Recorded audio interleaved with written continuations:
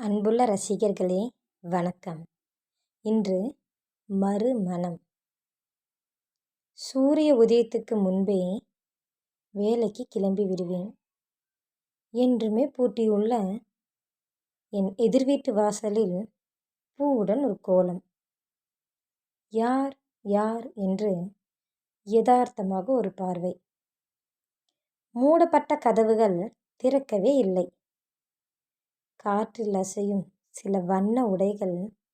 என்றுமே எளிமையை விரும்பும் எனக்கு அவ்வுடைகளின் எளிமையே அதன் உடைமையாளரை பார்க்க தூண்டியது.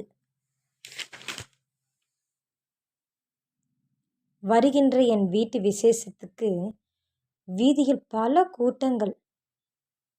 வண்ணமயமான கோலங்கள் நடுவில் நான். எதிர் வீட்டில் மட்டும் அதே பூட்டிய கதவுகள். கேட்பதற்கு தயக்கம்தான், இருப்பினும் கேள்வி கேட்ட என் உதடுகள். விடை கூறிய என் தாயின் கண்களில் ஒரு சிறு துளிகள். விதி செய்த தவறை வீதியில் விட்டு பார்ப்பதில்லை. ஒதுக்கி வைத்து ஒற்றுமையை எங்கே தேடுகிறாய்? உணர்ந்து கொண்டேன் நான். எளிமையான உடையல்ல, ஏளனமாக கொடுக்கப்பட்ட உடை. எடுத்தேன் காகிதத்தை, எழுதினேன் இவ்வாறு: உன்னவன் புதைத்த இடத்தில் உன் மனதையும் புதைத்தாயா?